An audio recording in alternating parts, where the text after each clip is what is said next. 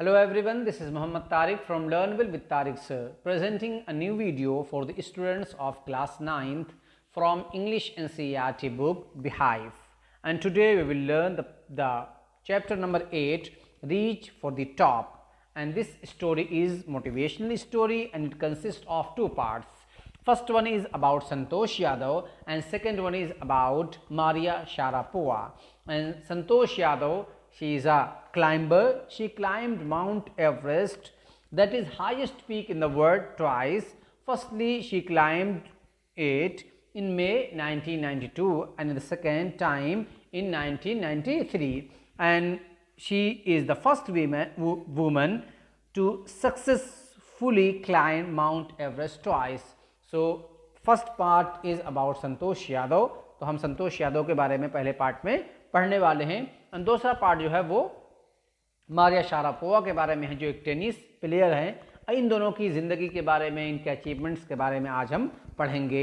ये दोनों आपके लिए मोटिवेशन हैं जो आपको मोटिवेट करेंगे कि आप अपनी ज़िंदगी में कैसे आगे बढ़ सकते हैं. आपकी ज़िंदगी में रुकावटें आएंगी, तकलीफ़ आएगी, बहुत मेहनत आपको करना पड़ेगा, लेकिन अगर आप चाहें तो सक्सेस आपके कदमों के नीचे होगी, आपके पैरों के नीचे होगी. तो आइए संतोष यादव के बारे में सबसे पहले पढ़ते हैं कि कैसे उन्होंने अपने गांव के, अपने घर के एनवायरनमेंट को तब्दील किया, चेंज किया और फिर कैसे मेहनत करते करते वो माउंटेनियर बन गई. और माउंटेनियर बनने के बाद सिर्फ वो इसी पर रुकी नहीं बल्कि माउंट एवरेस्ट को उन्होंने दो मरतबा क्लाइम कर लिया. आइए देखते हैं. लेकिन उससे पहले बिफोर यू रीड में क्या लिखा है उसको देख लेते हैं. Think for a while and make a list of 3 to 5 persons you idealize or admire very much for their achievements. करें थोड़ा देर सोचिए और 3 या 5 आदमियों के, ऐसे आदमियों की लिस्ट बनाइए जिन्हें आप अपने लिए आइडलाइज करते हैं, यानी उन्हें आइडल मानते हैं, उन्हें नमूना मानते हैं, या आप उनके अचीवमेंट्स की, उनके सक्सेस की बहुत ज़्यादा तारीफ़ करते हैं, आप उससे एडमायर करते हैं. उनकी लिस्ट बनाइए.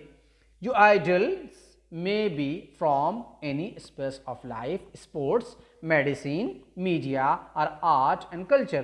तो आपका जो आइडल है वो किसी भी फील्ड से हो सकता है, वो स्पोर्ट्स से भी हो सकता है. फॉर एग्जांपल आप सचिन को पसंद करते हैं, वो फिल्मों से हो सकता है. फॉर एग्जांपल आप सलमान खान को पसंद करते हैं, आप अमिताभ बच्चन को, शाहरुख खान को, या और भी एक्टर्स हैं. मेडिसिन में आप किसी को अपना गुरु मानते हैं, मीडिया में आप किसी को बहुत ज़्यादा पसंद करते हैं, या आर्ट कल्चर में. तो किसी भी स्पेस ऑफ लाइफ से आपका आइडल हो सकता है. Okay, no problem. Your teacher will then discuss your choices with you to find out who the top 5 idols of your class are. फिर आपके टीचर्स डिस्कस करेंगे उन सारी चॉइसेस के बारे में जिनको आपने चुना है, और फिर वो फाइंड आउट करेंगे कि आपके 5 आइडल्स कौन से होते हैं आपके क्लास के. फॉर एग्जांपल अगर आप फिल्मों से लेते हैं तो आप, फॉर एग्जांपल आपने शाहरुख खान को लिया, क्रिकेट से लिया तो आपने विराट कोहली को ले लिया, या सचिन को ले लिया, या किसी और दूसरे कंट्री के किसी क्रिकेटर को ले लिया. फॉर एग्जांपल आपने एबी डिविलियर्स को ले लिया, आपने मैक्सवेल को ले लिया, आपने मैकग्रा को ले लिया, ब्रेटली को ले लिया, ब्रेडमैन को ले लिया. तो कोई भी आपका हो सकता है. तो इस तरीके से 5, फिर 5 में से आपके, उन सारों में से आपके टीचर आपको बतलाएंगे कि ये 5 आपके क्लास के आइडल्स हैं. ओके, अब आइए स्टोरी को शुरू करते हैं. तो सबसे पहले ये पिक्चर देखिए. ये संतोष यादव की पिक्चर है.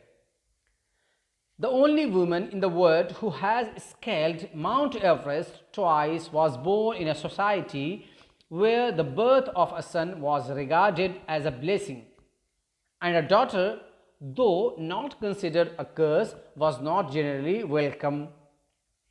करे वो औरत, वो लेडी जिसने माउंट एवरेस्ट को 2 मरतबा क्लाइम किया. स्केल्ड मीन्स क्लाइम, 2 मरतबा क्लाइम किया. ये दुनिया की एक ऐसी इकलौती औरत है. वॉज बोर्न, ये पैदा हुई थी इन अ सोसाइटी, एक ऐसे सोसाइटी में जहाँ लड़कों की बर्थ को was regarded as a blessing समझा जाता था, आशीर्वाद समझा जाता था, अच्छा जाना जाता था. एंड अ डॉटर, लेकिन डॉटर की, दो नॉट कंसिडर अ कर्स, अगरचे उसे कर्स नहीं समझा जाता था, शाप नहीं समझा जाता था, बट नॉट जनरली वेलकम, लेकिन उनका वेलकम नहीं होता था, उनको आशीर्वाद नहीं समझा जाता था, उनकी वैसे आवभगत नहीं होती थी जैसा कि लड़कों की होती है। When her mother was expecting Santosh, a traveling holy man giving her his blessing assumed that she wanted a son.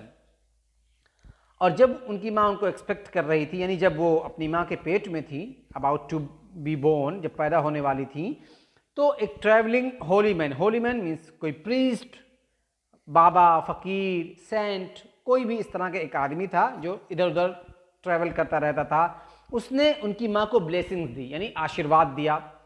Assumed, ये समझकर कि दैट शी वांटेड अ सन, क्योंकि वो एक ऐसा कल्चर वहाँ का था, ऐसा माहौल था, ऐसे सोसाइटी थी जहाँ लड़कों ही का वेलकम किया जाता था, तो इसलिए इस होली मैन ने भी उनको भी लड़के की यानी सन की पैदाइश के बारे में, सन की बर्थ के बारे में ब्लेसिंग दी कि आपके यहाँ लड़का होगा। But to everyone's surprise, the unborn child's grandmother, who was standing close by, told him that they did not want a son. लेकिन हर कोई ये जानकर सरप्राइज रह गया, आश्चर्यचकित रह गया। क्या जानकर, क्या सुनकर? द अनबोर्न चाइल्ड ग्रैंडमदर, वहाँ संतोष यादव की जो दादी थी, who was standing close by, जो वहाँ करीब ही में यानी उनकी माँ के पास खड़ी हुई थी या होली मैन के पास खड़ी हुई थी, उन्होंने उस होली मैन से कहा that they did not want a son, कि वो सन नहीं चाहती, यानी वो लड़का नहीं चाहती। ये क्यों नहीं चाहते, आगे रीज़न आ रहा है। जबकि एक्सपेक्ट कर यही होता था, ज़्यादातर लोग यही मानते थे कि लड़का ही होगा और लड़के को वो ब्लेसिंग्स मानते थे। फिर भी उनकी ग्रैंड मदर कह रही हैं कि नहीं, हमें लड़का नहीं चाहिए, हमें सन नहीं चाहिए। The Holi man was also surprise, और सब लोग के साथ साथ होली मैन भी आश्चर्यचकित रह गया। Nevertheless, he gave the requested blessing, लेकिन फिर भी उसने ब्लेसिंग दे दी जो उसे देना था। And the destiny would have it. The blessing seemed to work. And destiny means किस्मत, और किस्मत ने जैसा उसे करना था काम किया, और उनके यहाँ एक लड़के के बजाय लड़की पैदा हुई, सन के बजाय डॉटर पैदा हुई। Santosh Yadav was born the sixth child in a family with 5 sons. यही वजह थी, इसलिए कि उनके घर में पहले से 5 लड़के थे, इसलिए उनकी दादी चाहती थी कि अब उनके घर में कोई लड़की जन्म ले, कोई लड़की पैदा हो, तो इसलिए उन्होंने कहा कि हम लड़का नहीं चाहते। Santosh Yadav was born 6th child, छठी बच्ची पैदा हुई थी एक ऐसी फैमिली में जिसमें 5 लड़के पहले ही से थे। अ सिस्टर टू 5 ब्रदर्स, एक बहन जो 5 भाइयों की एक बहन। She was born in the small village of Joniawas of Rewari district in Haryana, और वो हरियाणा के रेवाड़ी डिस्ट्रिक्ट में के एक छोटे से गांव जोनियावास में पैदा हुई, यानी संतोष यादव के बारे में कहा जा रहा है। The girl was given the name Santosh which means contentment, और इनका नाम, इस लड़की का नाम क्या दिया गया, इसका नाम क्या रखा गया, संतोष, जिसका मतलब होता है कंटेंटमेंट, सेटिस्फैक्शन, संतुष्टि, सुकून, चैन। But Santosh was not always content with her place in a traditional way of life. लेकिन संतोष कभी भी संतुष्ट नहीं रही, वो कभी भी सेटिस्फाइड नहीं रही, क्योंकि उनकी ज़िंदगी, उनके यहाँ जो ज़िंदगी जीने का तरीका था, जो रीति रिवाज थे, उससे वो कभी खुश नहीं रही। With her place in a traditional way of life, जैसे रीति रिवाज होते हैं, कुछ कस्टम होते हैं, इस वजह से वो खुश नहीं थी, कभी कंटेंट नहीं थी। She began living on her own terms from the start. इसलिए उन्होंने शुरू ही से, बचपन ही से अपनी ज़िंदगी अपने हिसाब से जीने शुरू की। Where other girls were traditional Indian dresses, Santosh preferred shorts. वो अलग ज़िंदगी क्या थी, अलग लाइफ उनकी क्या थी कि जहाँ गांव की सारी लड़कियाँ ट्रेडिशनल इंडियन ड्रेसेस पहनती थी, सलवार कमीज पहनती थी, उन्होंने क्या किया, शॉर्ट्स यानी छोटे छोटे ड्रेसेस पहनने शुरू किए। संतोष प्रीफर्ड शॉर्ट्स, उन्हें छोटे ड्रेस पसंद थे, यानी लड़कों की तरह वो कुछ भी पहन लेती थी।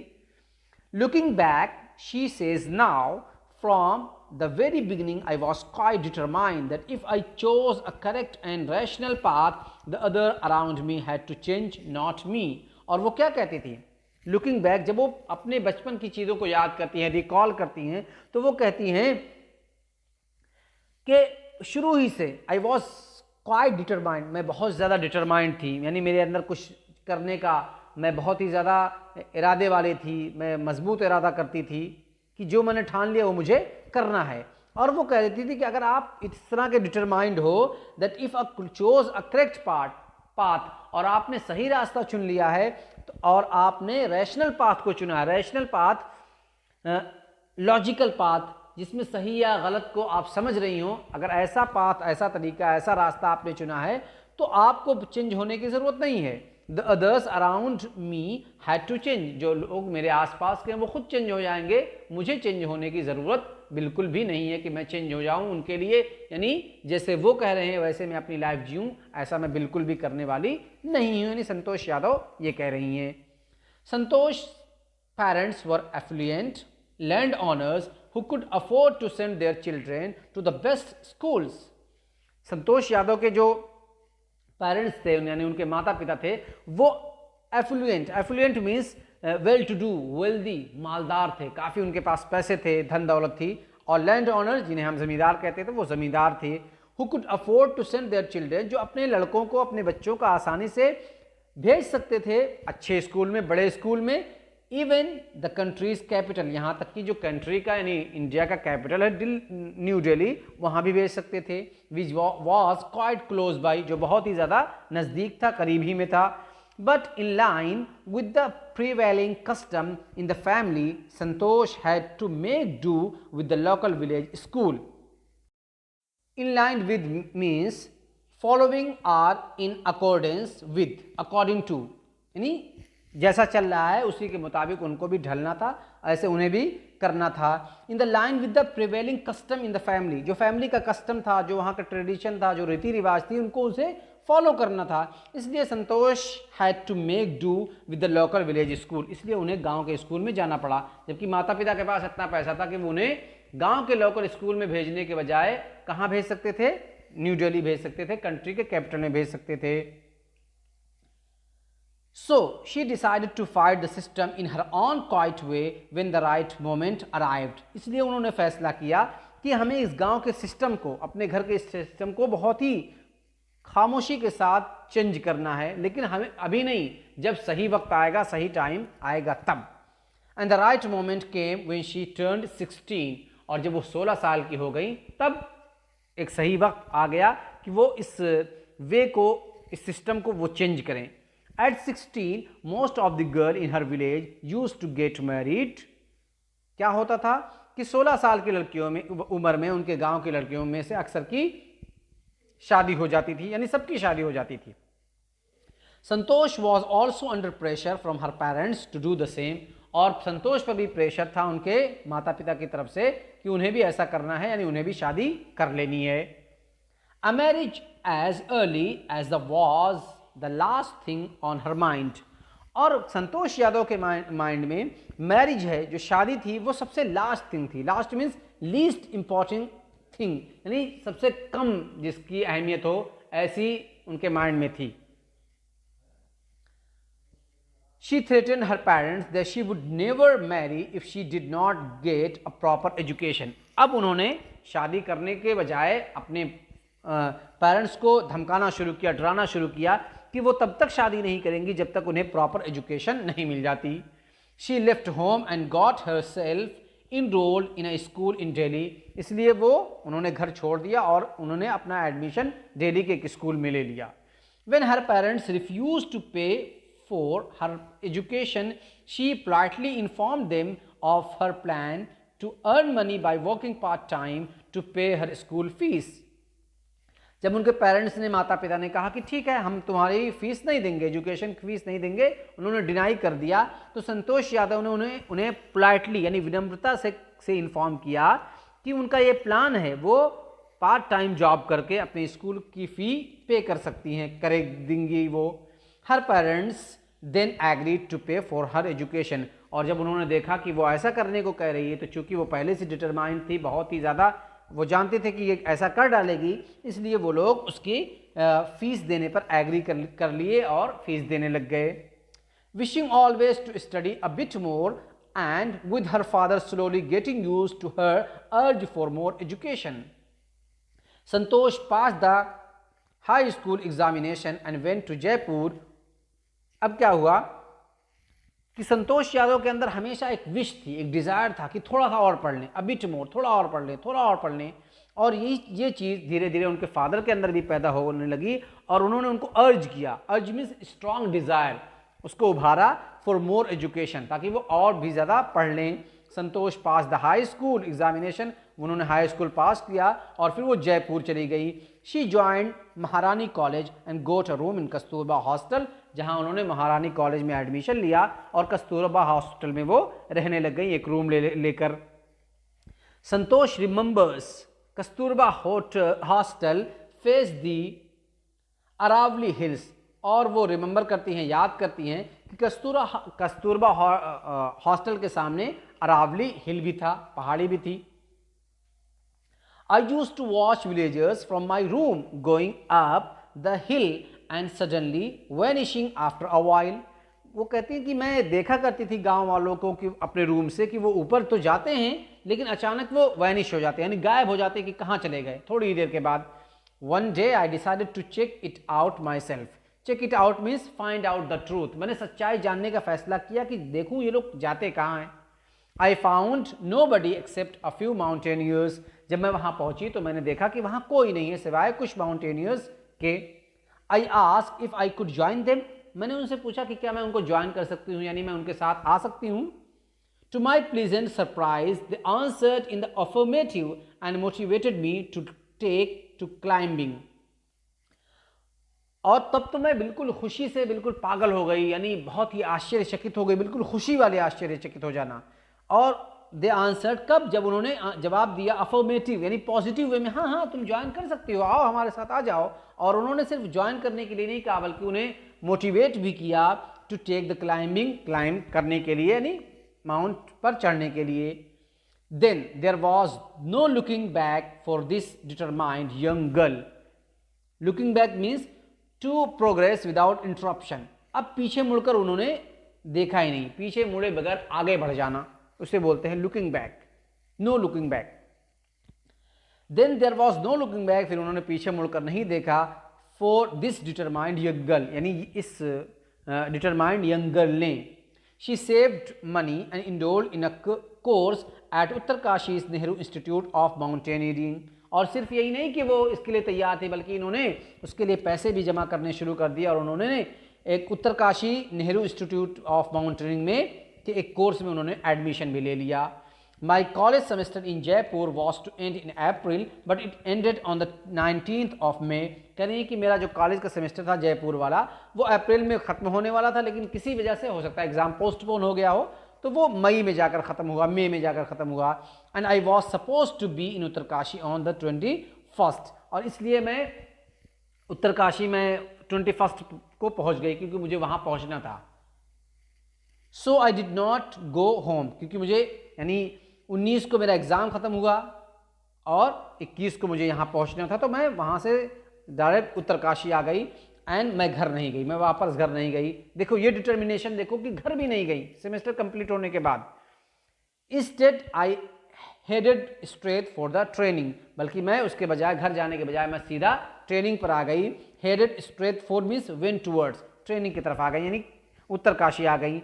I had to write a letter of apology to my father, without whose permission I had got myself enrolled at Uttarkashi. क्योंकि मुझे अपने फादर को एक सॉरी के लिए लेटर लिखना था, सॉरी बोलना था, क्योंकि मैं उनकी परमिशन के बगैर, उनकी परमिशन विदाउट परमिशन मैं यहाँ पर आ गई थी और उत्तरकाशी में मैंने एडमिशन ले लिया था, इसलिए मुझे सॉरी बोलना था। Thereafter Santosh went on an expedition every year। और अब वहाँ से संतोष यादव पीछे मुड़कर देख नहीं रही हैं, अब वो आगे बढ़ती जा रही हैं। हर साल जो ट्रिप जाती थी, एक्सपीडिशन वाली ट्रिप जो होती थी, मुहिम होती थी, उस पर वो जाने लग गई। हर क्लाइंबिंग स्किल्स मैच्योर रैपिडली, और उनकी जो क्लाइंबिंग की स्किल थी, चढ़ने की जो का जो हुनर था उनके अंदर, वो बहुत जल्दी मैच्योर होने लगा, यानी डेवलप करने लगा। Also she developed a remarkable resistance to cold and altitude.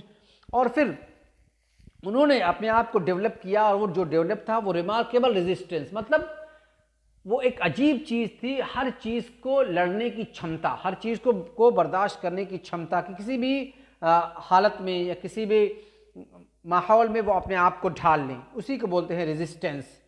और वहाँ चूंकि सर्दी भी होती थी, कोल्ड भी होता था, एल्टीट्यूड मीन्स इतनी ऊंचाई पर जाना पड़ता था। एवरेस्ट पर आप जब चढ़ेंगे तो कितना ऊंचा आपको जाना पड़ेगा। तो इन सब में उन्होंने अपने आप को ढाल लिया, किसी भी सर्कमस्टांसेस में उन्होंने कोई भी समझौता नहीं किया। Equipped with an iron will, physical endurance and an amazing mental toughness, she proved herself repeatedly. और चूंकि उन्होंने अपने आप को सजाया था, अपने आप को लैस किया था, कैसे? आयरन विल से, यानी इतनी ज़्यादा उनकी चाहत थी, डिज़ायर थी, वो बिल्कुल लोहे की तरह मजबूत थी, जिसे कोई हिला नहीं सकता। फिजिकल इंड्योरेंस मीन्स स्ट्रेंथ, ताकत, एंड अमेजिंग मेंटल टफनेस, सिर्फ ये नहीं कि फिजिकली वो बहुत ही फिट थी, बल्कि जो माइंड था उनका, माइंड भी बिल्कुल टफ था, माइंड भी बिल्कुल तैयार था। शी प्रूव्ड हरसेल्फ रिपीटेडली, और उन्होंने अपने आप को बार बार प्रूव भी किया कि वो ये काम कर सकती हैं। The culmination of her hard work and sincerity came in 1992। Culmination means and, उनके हार्ड वर्क का, उनकी मेहनत का एंड कब हुआ? और उनकी सिंसियरिटी का, खुलूस के साथ, इखलास के साथ किसी काम के करने का 1992 में। Just 4 years she after she had shyly asked the Aravalli mountaineers if she could join them. सिर्फ 4 सालों के बाद जब उन्होंने शाइली मीन्स शर्माते हुए उन्होंने पूछा अरावली के माउंटेनियर से कि क्या मैं उनको ज्वाइन कर सकती हूँ, उनके साथ आ सकती हूँ। At barely 20 years of age, और मुश्किल से 20 साल की एज में, यानी इनकी उम्र 20 साल हुई थी, Santosh Yadav scaled Mount Everest, becoming the youngest woman in the world to achieve the feat. और संतोष यादव ने 20 साल की एज में माउंट एवरेस्ट को क्लाइम कर दिया, और क्लाइम करने के साथ साथ ये youngest woman in the world बन गई उस वक्त, जिन्होंने इस कारनामे को अचीव किया था, इस सक्सेस को अचीव किया था। If her climbing skills, physical fitness and mental strength impressed her seniors, her concern for others and desire to work together with them found her a special place in the heart of fellow climber.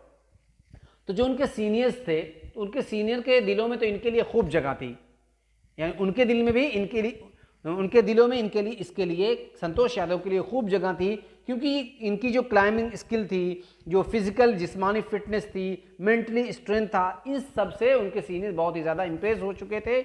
लेकिन साथ ही साथ जो उनके नीचे वाले थे, जो इनके साथ काम करने वाले थे, उनके बारे में भी वो कंसर्न रहती थी, परेशान रहती थी, और एक साथ काम करने का जो डिज़ायर होता है, विश होता है, उसकी वजह से उन लोगों के दिलों में, जो इनके फेलो थे, क्लाइंबर्स थे, उनके दिलों में एक स्पेशल जगह इनके लिए बन चुकी थी। अब उसके 1-2 कारनामे बतला रहे हैं कि कैसे बनाई थी, क्या किया था उन्होंने। During the 1992 Everest mission, Santosh Yadav provided special care to climber who lay dying at the South pole.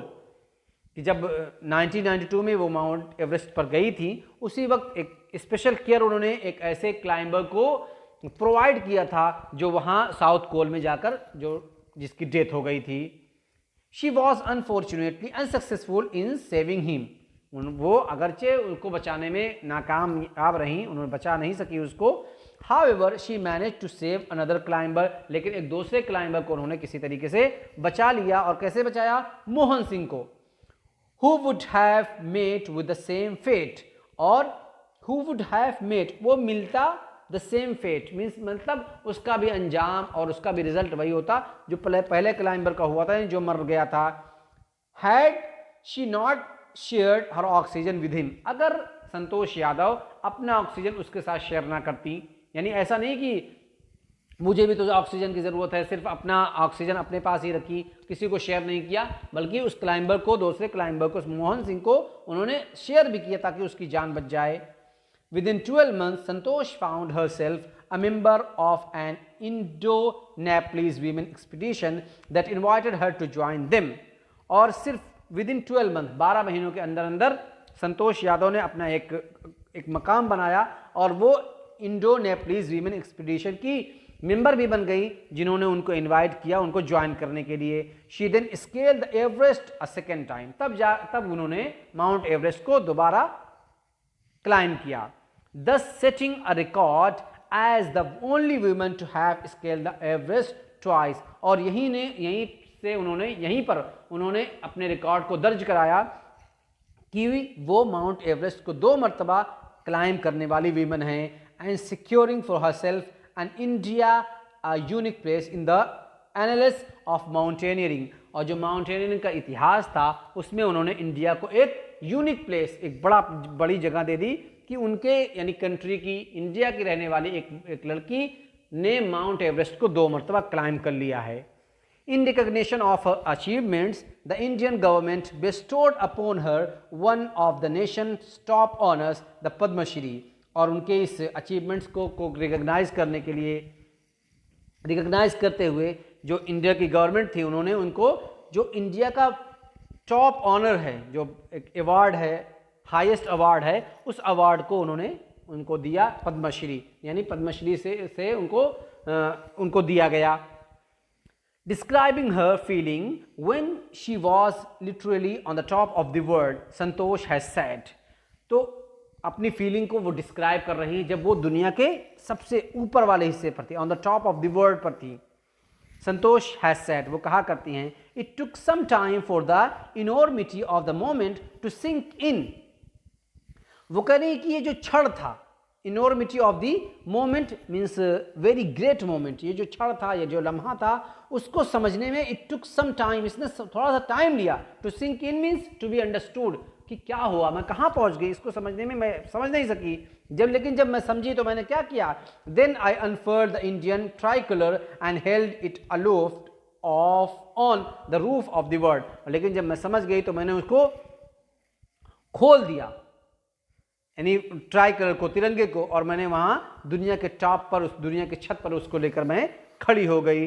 The feeling is इनडिस्क्राइबल, वो कह रहे हैं जो फीलिंग थी उसके डिस्क्राइब नहीं किया जा सकता कि क्या फीलिंग आई थी। The Indian flag was flying on the top of the world, और इंडियन फ्लैग, हमारा तिरंगा, हमारा हिंदुस्तानी झंडा, वो कहाँ लहरा रहा था, माउंट एवरेस्ट पर, जो दुनिया का सबसे हाईएस्ट पीक है। It was truly a spiritual moment, I felt proud as an Indian. बहुत ही स्पिरिचुअल मोमेंट था, मैंने अपने आप को एक इंडियन के तौर पर बहुत ही ज़्यादा प्राउड फील किया, मुझे फ़ख्र हुआ कि मैं एक इंडियन हूँ। Also fervent environmentalist Santosh collected the brought down 500 kilograms of garbage from the Himalayas। Fervent means having strong and sincere feeling, दूसरों के बारे में एक स्ट्रॉन्ग और सिंसियर फीलिंग रखना। तो इन्वायरमेंटलिस्ट भी थी, उन्होंने पर्यावरण के लिए के तौर पर भी काम करना चाहा, इसलिए वो वहाँ से यानी माउंट एवरेस्ट से 500 किलोग्राम गार्बेज, कचरा वहाँ से कलेक्ट करके हिमालय से लेकर वो आई थी। तो ये थी संतोष यादव की स्टोरी कि कैसे उन्होंने इन सारी अचीवमेंट्स को गेन किया। आई होप कि आपको ये वीडियो पसंद आई होगी। कमेंट सेक्शन में हमें कमेंट करके ज़रूर बताइए। वीडियो को लाइक कीजिए, शेयर कीजिए, चैनल को सब्सक्राइब कीजिए। मिलते हैं नेक्स्ट वीडियो के साथ। Till then take care and have fun.